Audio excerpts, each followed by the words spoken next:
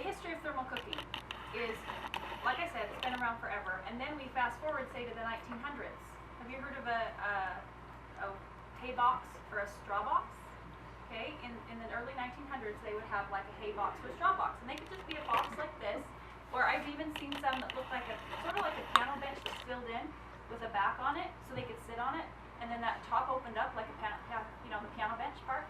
And you look inside, and there's a spot for 3 different pots in there. And there would be hay or straw around the outside of it to help retain the heat. Well, that's not the greatest heat retention type of the strain, the hay and the straw, but it would work. So what they would do is they would get a soapstone. And if you know what a soapstone is, it's a piece of stone that gets really, really hot. And they would heat that just right on the flame and put that down in the bottom, and then that would help retain the heat for longer by adding extra heat to it. So it's about how hot the food is that goes into the cooker, okay? It's all about bringing the food that you put into the pot to a boil, okay? That's the basic concept, and then you're going to put it in here, and you're going to trap that heat inside, and it's going to continue to cook.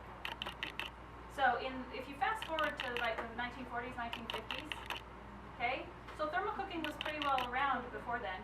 You actually around that time would find stoves that had a thermal cooking part in it. But then we got so much electricity, right?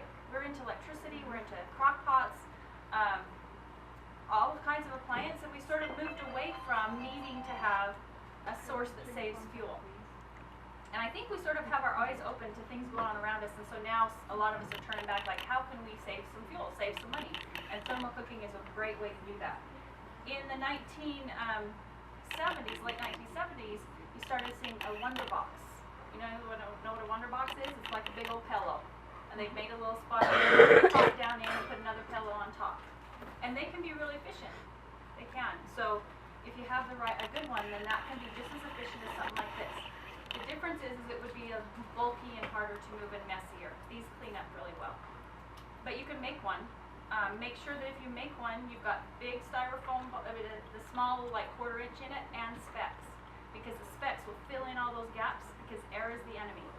In thermal cooking, air is the enemy in the outside part, the unit, the insulated part, and inside the pot. Okay, we're going to talk about that. In 1996 is when the first stainless steel type of a unit came out, and it came out of Japan. And they are really popular in the Orient, these are, and in Australia, and even in Europe. In a lot of parts of Europe. I ran into a lady that was from Russia, and I had said that I was working on a thermal cooking thing, and she said, oh yeah, we have one of those, everybody has one of those.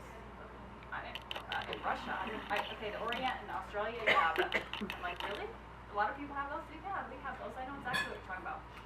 So we just are so used to being spoiled. That's what I think. I don't know why. Why don't we have these? I've catered for 25 years. That's what I did.